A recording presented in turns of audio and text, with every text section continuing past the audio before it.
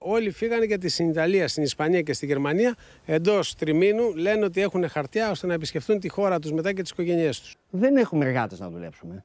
Από 25, από 30 στρέμματα που είχε ο καθένας, έχουμε πέσει στα 10-12 στρέμματα τώρα. Η έλλειψη αλλοδαπών εργατών υγιής απειλεί να τινάξει στον αέρα την αγροτική παραγωγή της χώρας, δοκιμάζοντας τις αντοχές των Ελλήνων αγροτών.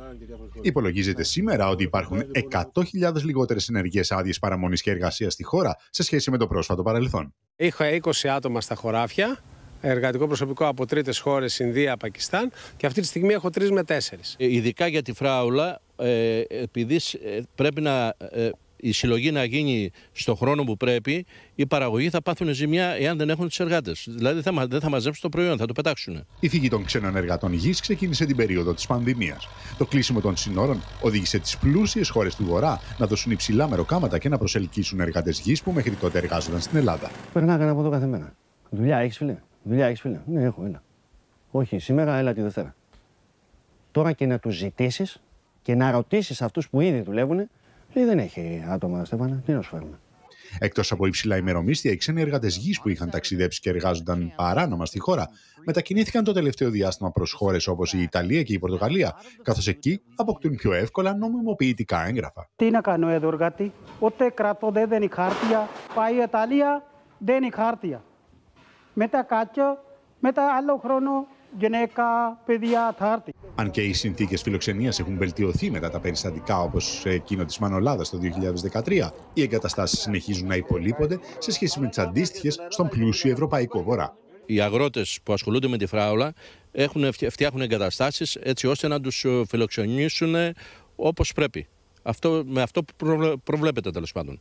Είχα επισκεφθεί αρχές του καλοκαιριού την Ολλανδία, όπου εκεί είχαν οργανωμένα κάμπινγκ με κατασκευές αξιοπρεπέστατες, με εστιατόρια, με χώρους αναψυχής. Επομένως, λοιπόν, ένας εργάτης προτιμάει να πάει σε ένα τέτοιο περιβάλλον να εργαστεί. Τον τελευταίο 1,5 χρόνο, οι αλλοδαποί εργάτες γης που ζούσαν και δούλευαν στη χώρα έχουν φύγει για την Ιταλία, την Πορτογαλία, όπου είναι ευκολότερο να αποκτήσουν νομιμοποιητικά έγγραφα.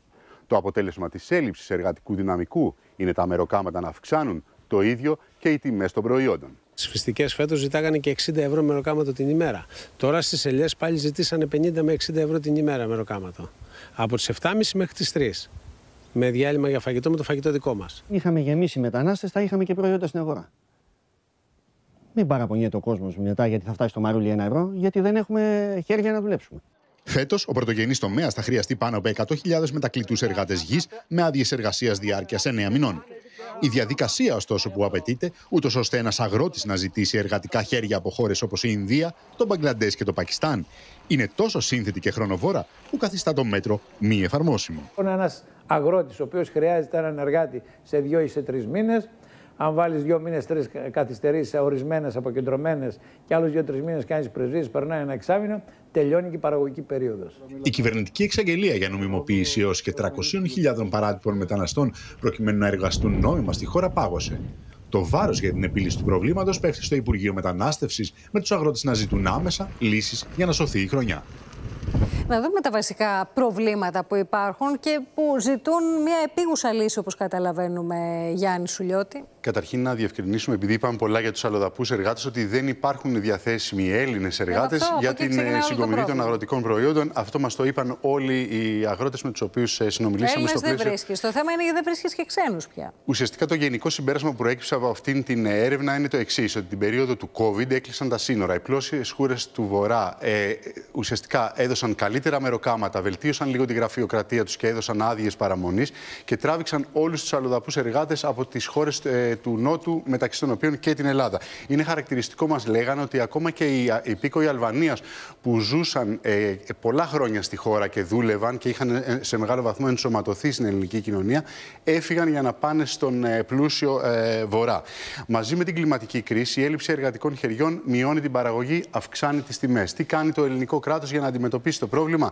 Προσπαθεί αφενός να βελτιώσει, να επιταχύνει τις διαδικασίες μετάκλησης, της έλευσης δηλαδή εργατών από χώρες όπως η Ινδία, το Πακιστάν για 9 μήνες, προκειμένου ακριβώς να εργαστούν στον αγροτικό τομέα και συνάπτει και διμερείς συμφωνίες με χώρες όπως το Μπαγκλαντές, η Ινδία. Θα τα δούμε αυτά στο δεύτερο μέρος της έρευνας που έχουμε ετοιμάσει. Η οποία συνεχίζεται και θα την παρακολουθήσουμε αύριο. Σε ευχαριστούμε πολύ, Γιάννη.